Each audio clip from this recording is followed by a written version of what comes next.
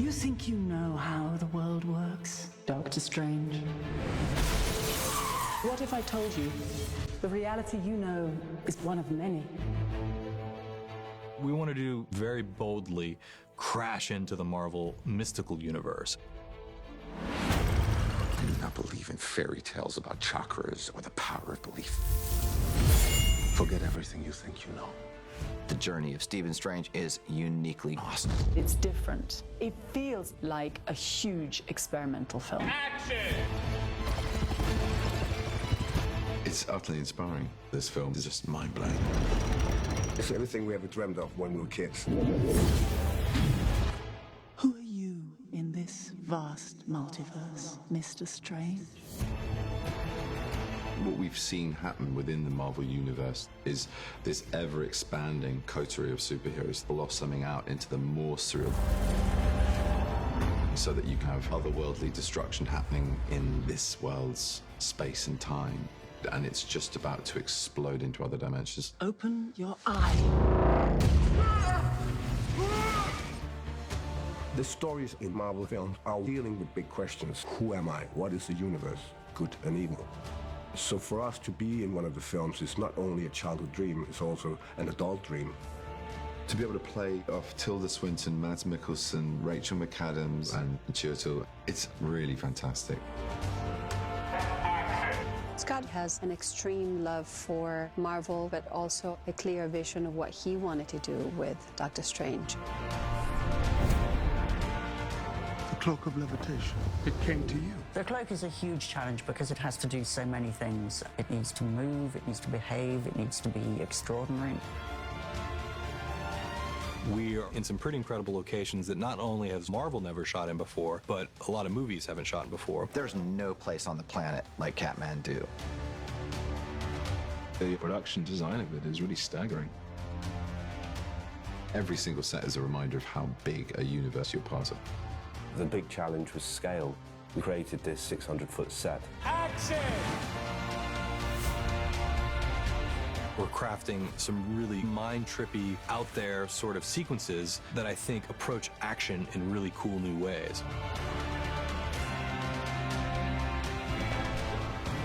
What you're seeing is kind of a blend of 3 or 4 martial arts. Benedict threw himself into this role, and he went through months of physical training to learn how to fight and how to move. When this opportunity came up, I thought, I want to do this movie.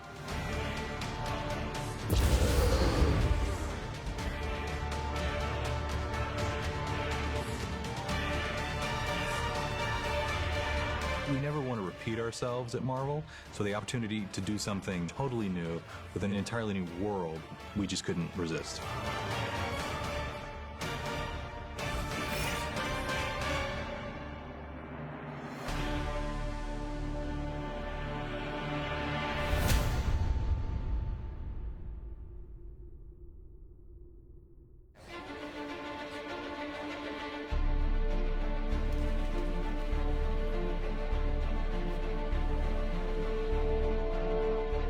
Doctor Strange has always been my favorite comic book character in all of comics. I connect to that character because of the seriousness that the comic gave to the idea of mysticism and to the idea that the universe is a profoundly mysterious place. Action! What are these? Those books are far too advanced for anyone other than the Sorcerer Supreme. I'm excited about showing audiences a character who moves from skepticism to mysticism.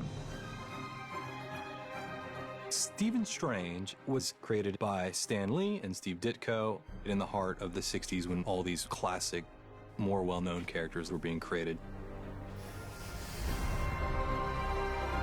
What's unique about Stephen Strange in the Marvel Universe is that he exists in the corner of magic and the mystic arts.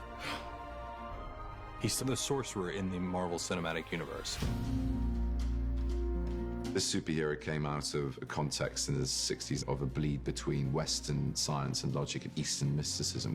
My fear initially was, how would this concept work in the 21st century? It made sense to make sure to steer it towards how he's introduced to what he becomes. I was thrilled at where he began and where he got to in this script. It was mainly the character arc and the journey he goes on in the film that drew me to the material. It's part of what I love about Doctor Strange. You know, if you don't know him as the arrogant, wealthy man of hubris that he was, you really can't appreciate the man he becomes after the scene when we see him crash. Billy, can you send me the... Got it. Scott literally said, this needs to be the greatest car crash in cinema history. It took 8 different Lamborghinis. It involved shooting on 2 continents, all to achieve this very spectacular crash that, at the moment when it happens, has to feel like this visceral jolt of energy.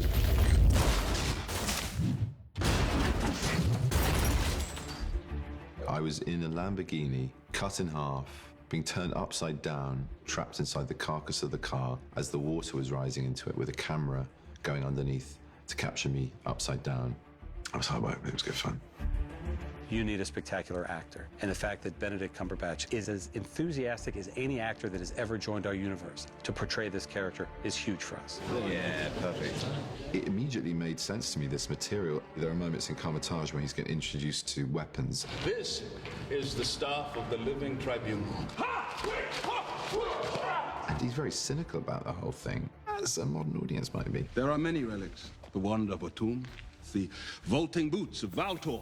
Just roll off the tongue, don't they? Then he just goes on this massive journey of self-discovery, and he has to suffer humility after humility.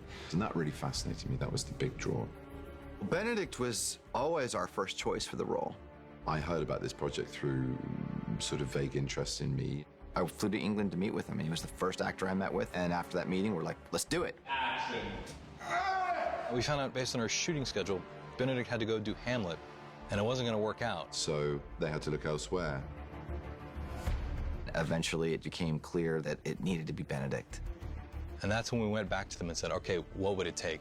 When do you wrap on that? And we pushed our entire shooting and release schedule 6 months to wait for Benedict. He was literally on stage for Hamlet and then got on a plane 36 hours later and is Doctor Strange shooting in Nepal.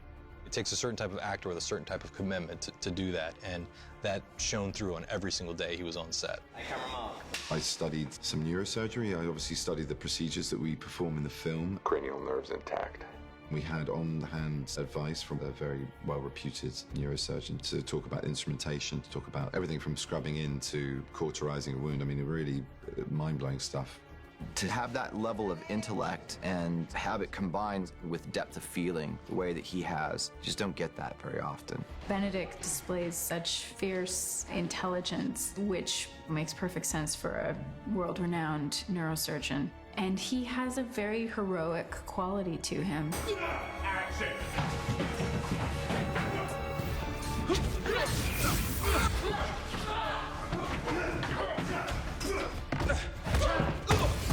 It's brilliant. The stunts, the training, the work in front of green screen. It's been a real adventure. I think he brings a real heart to the character that he needs eventually. There's one specific moment in the film, which is when the Ancient One says, It's not about you. and the penny drops for the first time. His realization that he has a mission beyond his own self-interest is the true turning point for people to sort of lean in and sympathize with him. He is a character who is perpetually evolving, reckoning with both himself and with the extraordinary things that he is uncovering in a way that we haven't seen in the Marvel Universe yet. It is strange in a way, I suppose, no pun intended, that he's flown under the radar until now within the Marvel Cinematic Universe, because he is a very big presence in the original comics. You're in a mirror dimension. Who's laughing now? I admire people having the courage to expand their minds into seeing that the world is more than what they thought it was. That's the journey of Stephen Strange. It's the right moment now for him to be the character that we can get introduced to open up that chapter of the Marvel Universe.